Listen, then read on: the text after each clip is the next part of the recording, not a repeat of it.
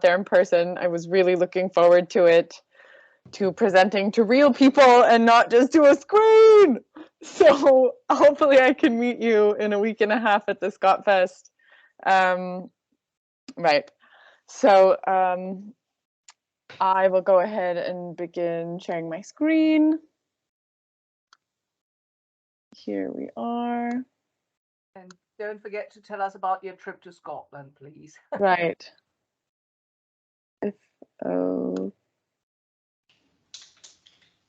Primary. Am I still sharing my screen? No. Yes. Okay. There we are. Yeah, perfect. Okay.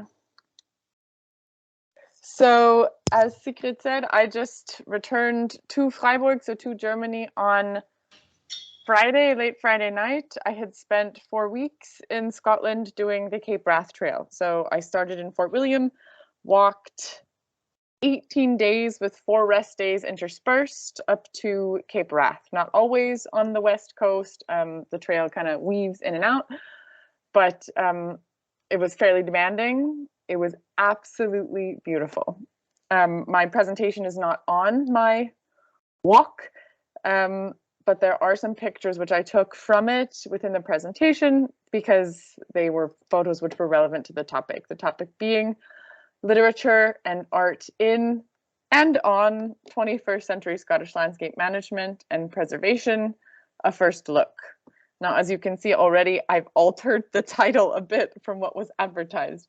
Yes, so I've added a first look because I am neither an ecologist nor a landscape specialist. My research is on Scottish nature writing.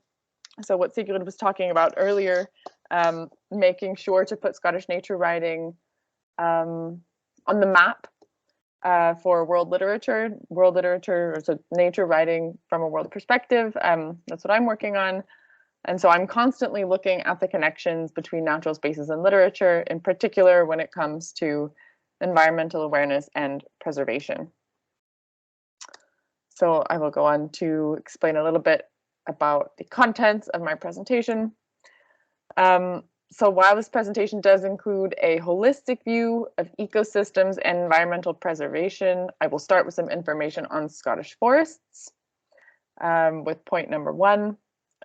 Because knowing about the background of Scottish woodland and humanity's influence upon it helps to understand Scottish land management and environmental preservation today. And for points 2 and 3, this presentation not only focuses on literature and art in 21st century Scottish landscape management, but also literature and art on 21st century Scottish landscape management. That means that we will see examples of literature and art featured in landscape, as well as landscape and preservation as topics within art and literature. And then we will conclude with some comments and questions. And that's that. The presentation should be about an hour. I may try to cut some corners to leave more time for questions at the end, but we'll see. I have a timekeeper next to me, so it should be all right. Okay. Moving on. So much of the information from the first section, this introduction to Scottish forests, comes from this book, Regeneration, the Rescue of a Wild Land, which I bought just last week in Aberdeen. And what drew me to the book was that it is about environmental preservation, which I already said I'm focused on. And I knew that I would be presenting to you, the students of the Go Wald program. And also, this book is about the Mar Lodge Estate National Nature Reserve. And this is in the Cairngorms. And because some of my work focuses on Nan Shepherd's The Living Mountain, which you're all reading, it was then particularly interesting to me. And so here's then a map of the northeast of Scotland. You can orient yourself by seeing Aberdeen on the side. And so you can see with the red point, the Mar Lodge Estate. Exactly. So this book is about woodland restoration, regeneration, which is happening on this estate. Right. And so now moving on to this first section, a first look, Introduction to Scottish Forests. So just as with any landscape, it is important to keep in mind that there are both real and imagined perceptions of the forest. Forest in literature is a centuries-old theme. For me, the classic example of forest in literature is in Shakespeare's A Midsummer Night's Dream, because the forest represents a place of magic with the fairy world, but also a place of freedom and escape from the expectations of society. So this is a literary historical example of the forest as an imagined space, but there are also historical examples, and that's where the term forest comes into play. So the word forest actually does not come from anything to do with trees, but rather it means a place outside, owned by nobility, which common folk did not have access to. So this is relevant, understanding the term forest, because laws about forest lands, have been in place since the beginning of British written law. So there were 3 clauses in the Magna Carta, 1215, about how forest land should be managed. So it's nothing new.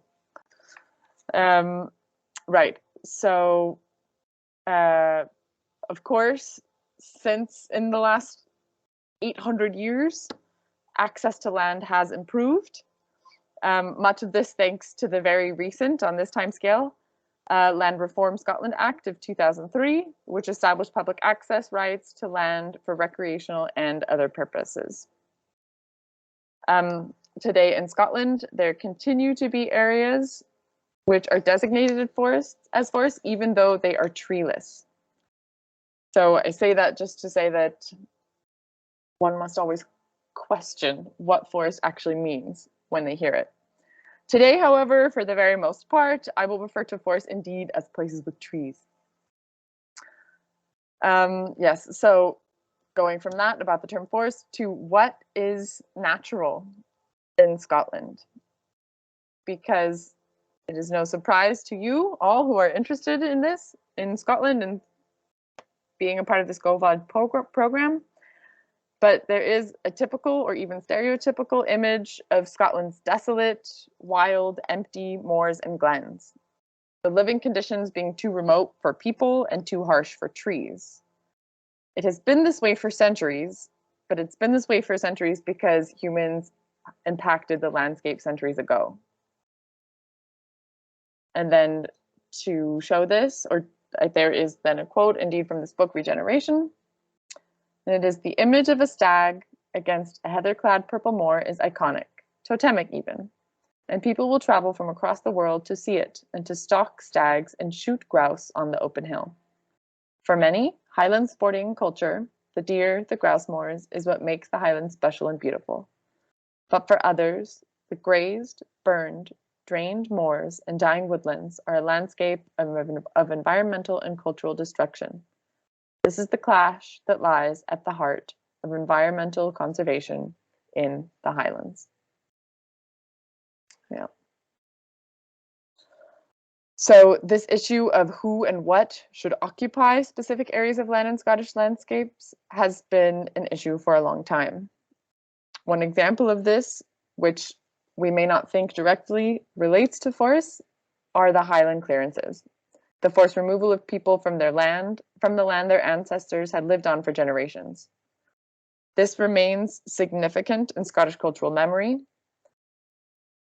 One piece of evidence for that is that the Highland clearances are also mentioned in contemporary Scottish literature. Even if that's just the inner monologue of a fictional character, it's still present. And people were most infamously cleared from the land they lived on to make space for grazing sheep, but also for forestry reasons. In Glen Louis, which is today a part of the Marlodge estate, which we saw earlier on the map, people were cleared in 1726 for forestry operations and again in 1840 for space, to make space to hunt deer. On that note, understanding deer is also important to the background of understanding woodland land in Scotland. So deer in the natural spaces of Scotland are a part of the natural ecosystem, yet their role within it is no longer natural. It has been impacted by human influence for centuries and continues to be manipulated today. For centuries, humans have protected deer in order to hunt them. Humanity has also pushed all natural predators of the deer, lynx, bear, wolf, to extinction in Britain centuries ago. In order for trees to grow, instead of saplings being munched away by deer, the population needs to be controlled by deer stalking.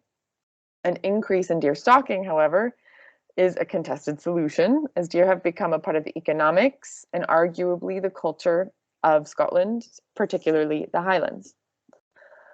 The hunting of deer and grouse, a type of bird, on estates, is a major source of income for tourism in the Highlands, not only for the estate owner, but also the people who are employed by them, namely gamekeepers and gillies. Gillies, that's a profession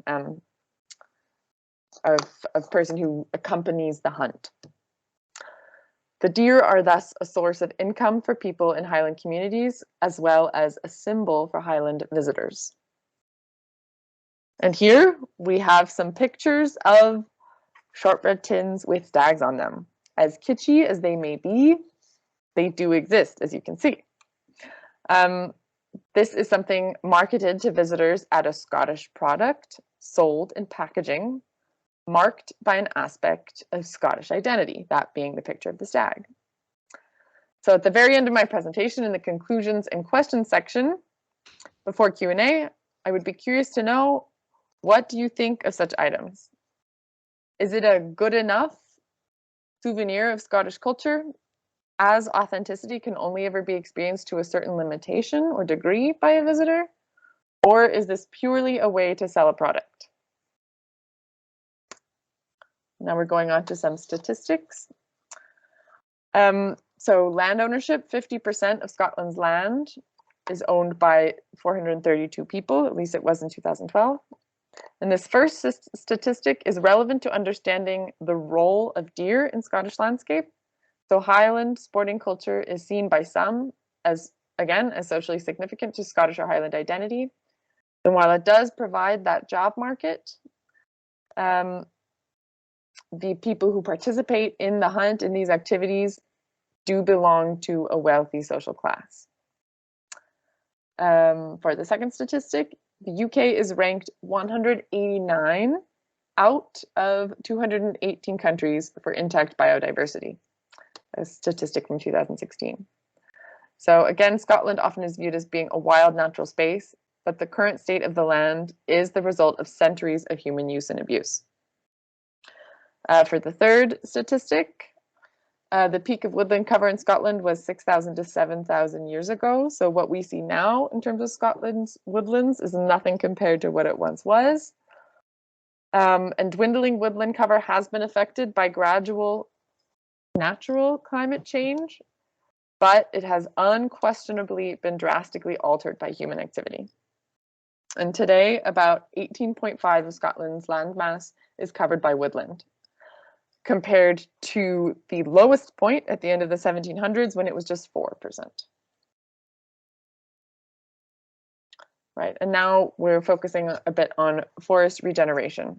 So again, restricting deer populations, because this is a part of restoring forests.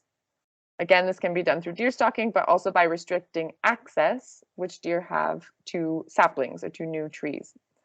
This is done through deer fences, which prevent deer moving into certain areas, specifically into tree plantations, which is then, as you can see, the next aspect.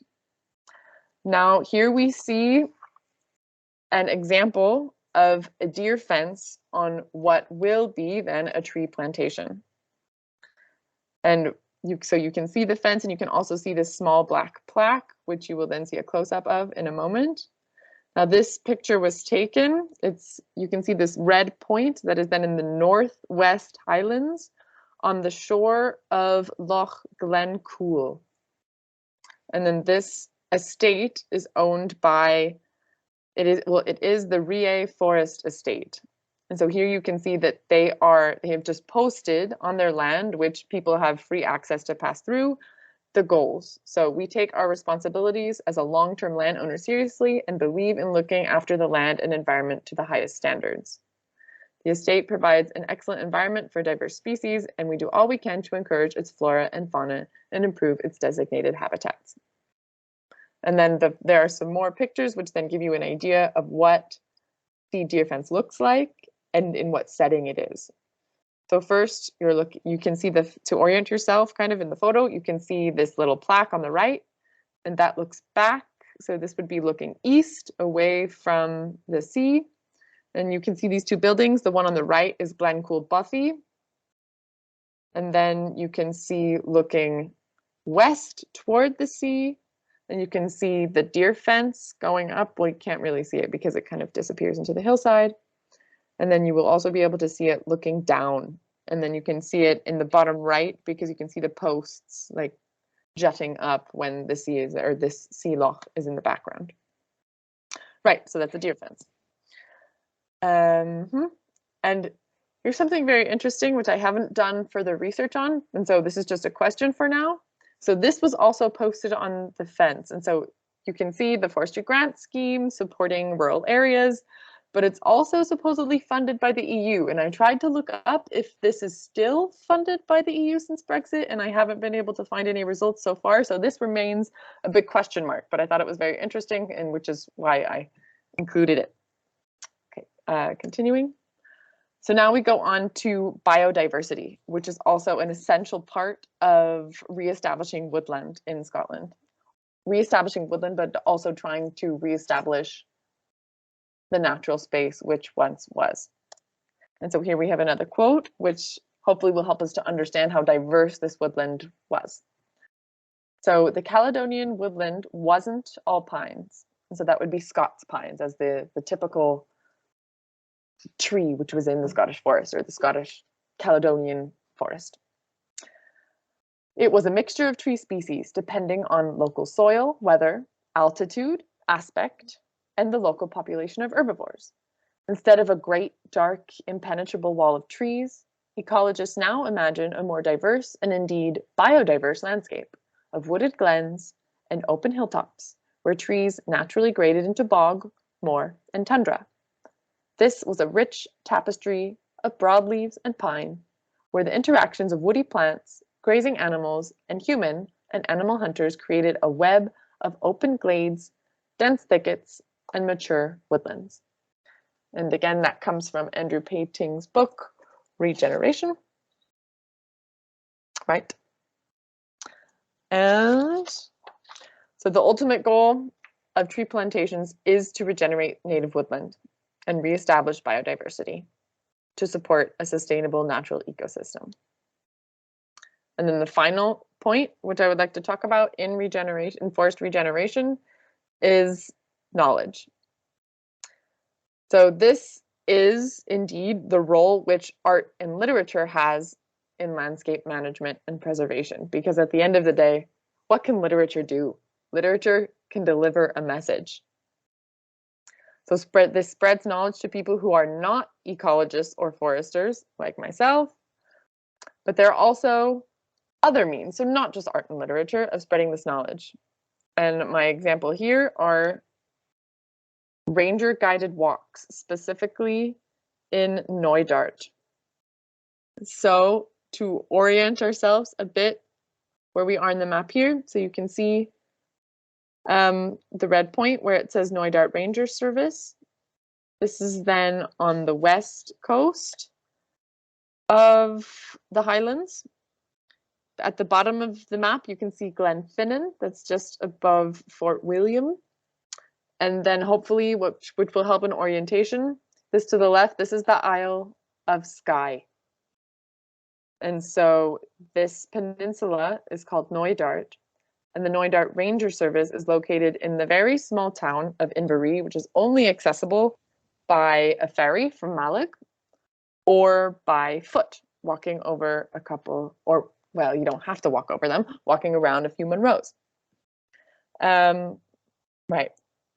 And so the Knoydart Ranger Service offers ranger guided walks of both the local town as well as of the surrounding woodlands and natural spaces of Knoydart. Some of these include partial transportation via Land Rover, but the purpose of these tours is to inform visitors about the geography and wild animal and plant life of the region. This increases knowledge and awareness of the natural environment and also offers a mode of travel, of active travel for visitors, which is then also sustainable travel.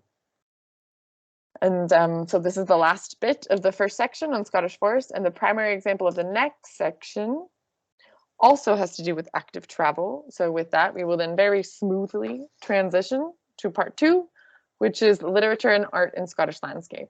And the primary example is the Cateran Eco Museum, and the year 2021 is there. So it started in 2019.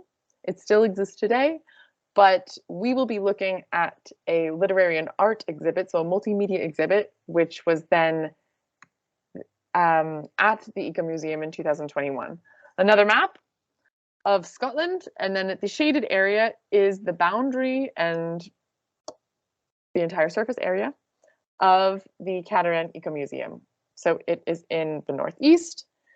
Yes, fairly close to Dundee. Alrighty. So again, the Cateran Eco Museum was founded in 2019, and the criteria, or the at least 3 criteria of a nature museum, is that it is place-based, community-led, and focused on sustainability. Now, this Eco Museum is not unique to this area of Northeast Scotland. The Eco Museum began, or the concept began in France in the 1970s, and it differs from the structure of a usual or normal museum because it is not a building that one visits to learn about something. Instead, one visits a place and learns from the outdoors. So the Cateran Eco Museum looks to combine natural and cultural heritage, and this specific area of the Northeast, particularly around the town Spittal of Glenshee, has culturally significant aspects as part of its landscapes, including standing stones and Gaelic place names which relate to ancient myth. Now the project, the multimedia project, which they had in 2021, was called The Awakening, and this was timed to coincide with COP26 in Glasgow. And this incorporated art and literature into the landscape. So it consisted of an art piece, a land art piece called The Awakening, which was a giant hand constructed on a hillside in the Eco Museum, a poem called Accept the Awakening by Jim McIntosh, and a new story from storyteller Lindsay Gibb. Now, while there is woodland in the Cateran Eco Museum, the focus of The Awakening, because it coincided with COP26, was not on forestry management, but rather the broader focus of environmental sustainability and the urgent need for society to change its catastrophically wasteful habits. So we will start by talking a bit more about the land art piece, again called The Awakening, which was designed and created by Fraser Gray and Martin McGuinness. And for 10 weeks, it was on a hillside, the Quar Lörrach, in the Cateran Eco Museum. While the form of the art piece, so the shape of the hand, was determined by the Eco Museum's project, the designer, one of the designers, Fraser Gray, also said that he was pleased to think that some people would see the hand, not know it was supposed to be the giant Benandonna on his way to wake Finn McCool, and may think of their own narrative. This is an example of people engaging with the Eco Museum, both learning from what they see and experience and adding their own interpretation to it. So Jim McIntosh is a Scottish poet from and based in Perth, which is not far from the Eco Museum itself, and he wrote the poem Accept the Awakening. And then the third piece of the multimedia exhibit was from storyteller Lindsay Gibb, and she was asked to weave together the 3 topics of the giant's hand, the legend of Finn McCool, and climate change to create a new story. Lindsay's story features both the legend of Finn and the giant Benandonna who is to wake Finn in a time of crisis. Now, to listen to interviews on The Awakening and hear the entire story by Lindsay Gibb, please look up the Scotland Outdoors podcast. called The Awakening of Glen Shee, The Stories of the Giant's Hand, and the Climate Emergency, which was released on the 1st of December of 2021. Now I will try to show part of a video. Let's see if we can make it work. So this video is about 8 minutes long, but we will only listen to the very end of it when Jim McIntosh reads his poem. So now we will listen to that. Can I have some type of feedback that it's working, or I'll just have it play, and if it's not working, then someone flag me down. Here, Glen Shee, I warn of a burning of your winters. My name is Destiny. I'm everything, I'm everywhere. I'm the sum of your misadventures, your unchecked greed, your blindfolded advance down roads built from others' pain. I was once a landscape of endless opportunity, and now I'm dying in the choke. Here in Glen Shee, I warn of blizzards in your summers, yet still you allow clouds of empty promise to darken your thoughts, to confuse your decisions. I reach out on your calling to shape these words into truth. I breathe air into their lungs. I am a purpose of time. My truths are for your children, but their future is your blame. Ignore me, and I will help dig the graves. And in the deep corries around me, the echo of noble stags will become the haunted lament of loss. But if you accept my name as destiny, in this precious world, your home, this earth, your sustenance, this water, your blood, I will arm your children with sharper words. I will clothe them in determination. Today, I am your crossroads. Let tomorrow be your awakening. But the day after that is your funeral. Thank you.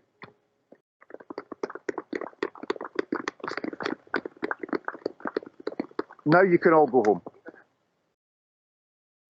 But we can't go home, not yet. Okay, so now I'm going back to the PowerPoint. If it lets me. There we go. Okay, and then as you can see at the very end of that video, it's then not only the Scotland Outdoors podcast where you can hear the entire story from Lindsay Gibb, but also on SoundCloud. I highly recommend that. It's a very fun story, like a fairy tale, legend, or myth. Probably lasts about 10 minutes or so. It's fun and it's nice to listen to. Yeah, so this specific exhibit, The Awakening of the Cataract Eco Museum, did take place in 2021, to coincide with COP26. But the Eco Museum itself, this place, still exists today as a natural space which one can visit, and again, also engage in active travel.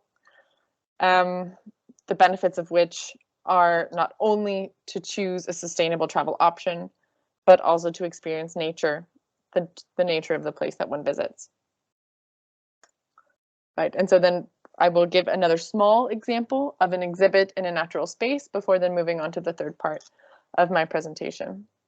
So this would then be art and information displayed in the landscape, and this would then be done in the carbon, or it is done in the carbon footprint and nature trail on Banachi. So Banachi is a smaller mountain again in the northwest, this time even closer to Aberdeen, and the nature trail itself is fairly close to the Banachi Visitor Center, and so that's why that's the red dot on the map.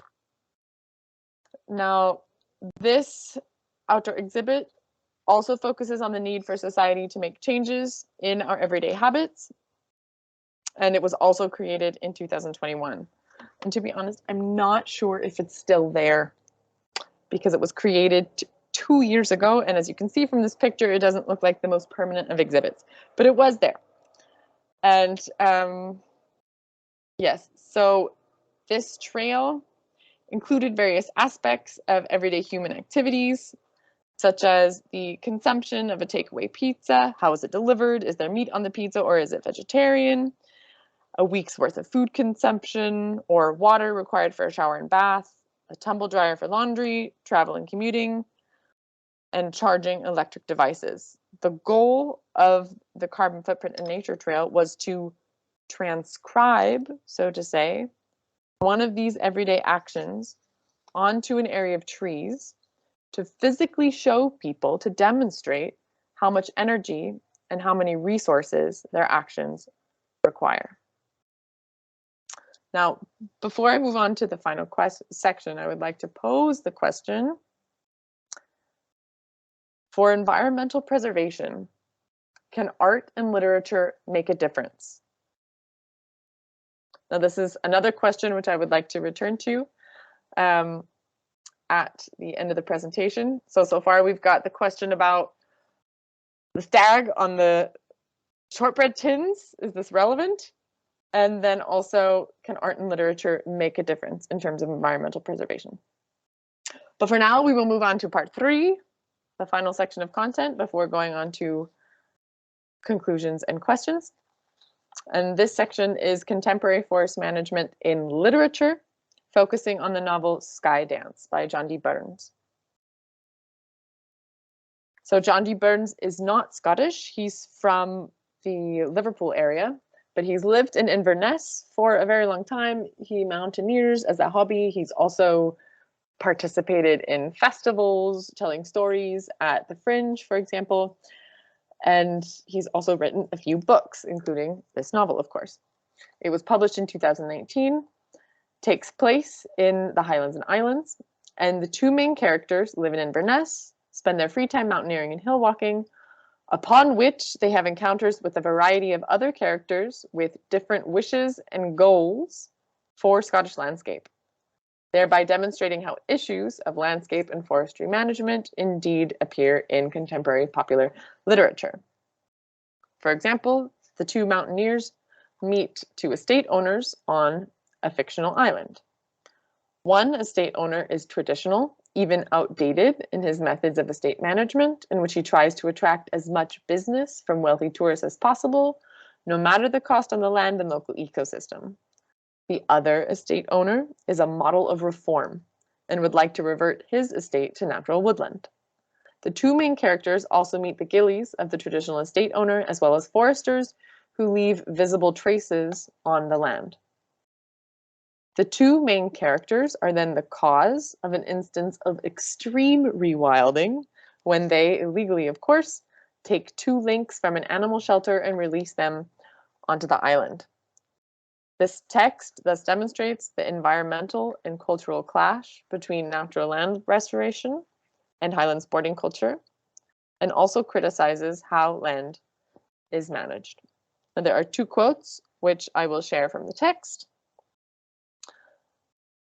And here's the first quote, which I will read.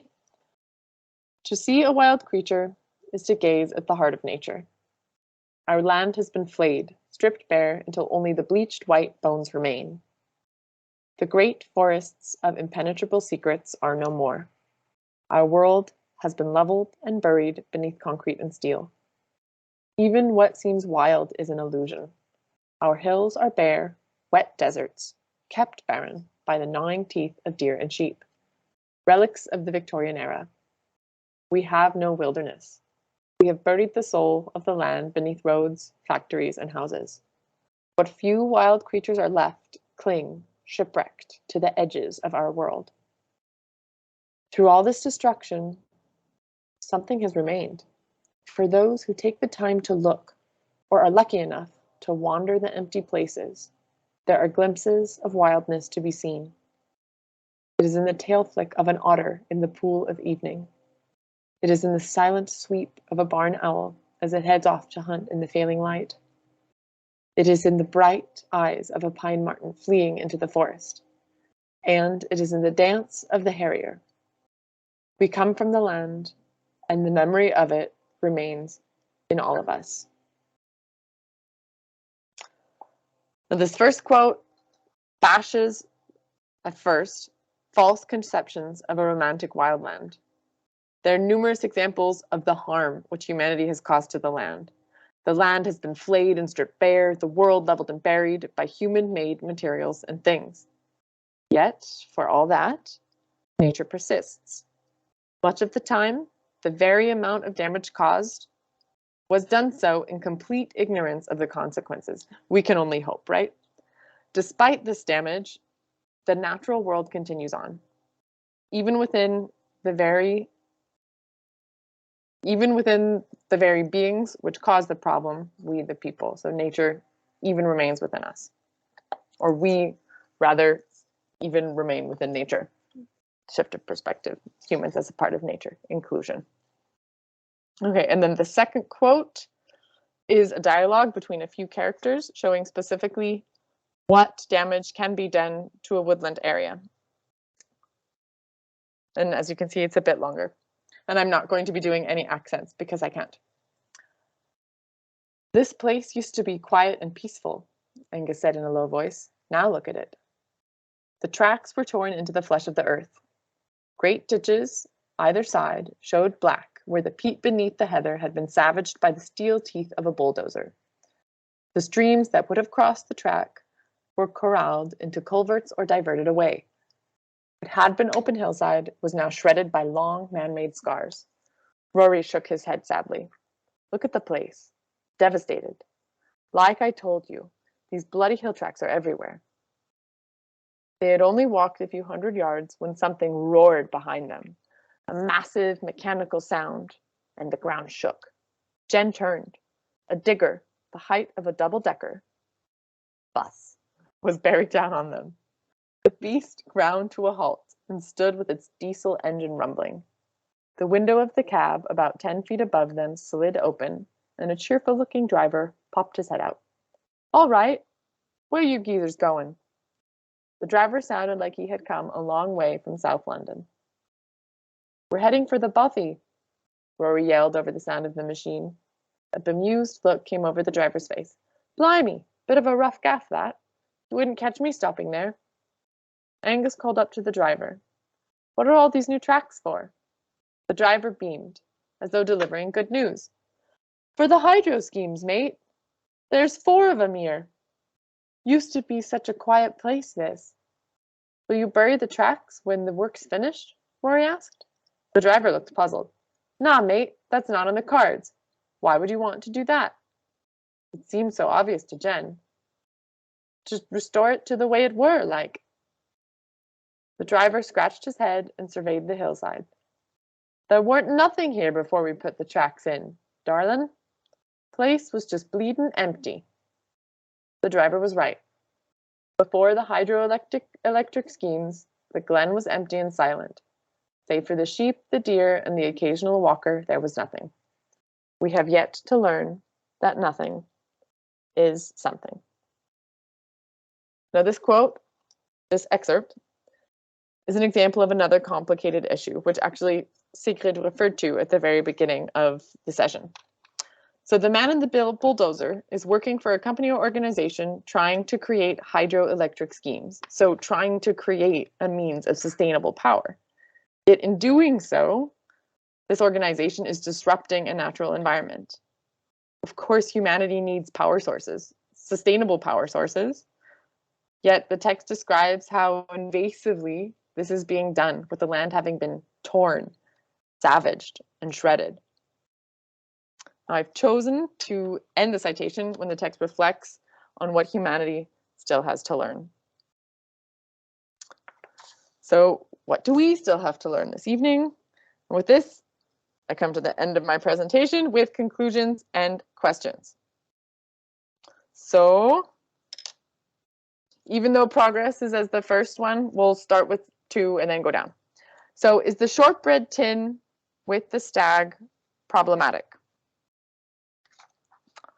So the image of the stag is marketed, just as a refresher because that was so many minutes ago. So the image of the stag is marketed to the broader public, even though High deer populations are detrimental to the natural ecosystem, which has led to controversy in several aspects of Scottish society. So I'm curious, did you know about this before? Is this a problem? How do you view this? And then looking at the next question, which came up in the presentation on art and literature. Does this make a difference? Can it make an impact? Can it help environmental preservation? And then for progress in restoring natural woodland, which here, of course, is the first bullet point. No one needs to tell us that we are in fairly dire environmental times, yet I still see, big time, a possibility for hope. I think that hope exists because humanity is trying to do something about it. We are aware of how damaging our actions can be, and we are trying to change them. In some cases, we are changing them. I'll refer to as one of the statistics which I gave, that right now 18% of Scottish land mass is covered by woodland, which has increased since the end of the 1700s, since it was 4%. That's an increase of 450%. That's something, right? There's absolutely so much to be done, but in a lot of ways, things are moving in the right direction. At least I most certainly hope so. So with this, I would like to end my presentation, or end sharing my presentation, so that I can see you. So very quickly, I will just show my sources, my works cited, and say thank you.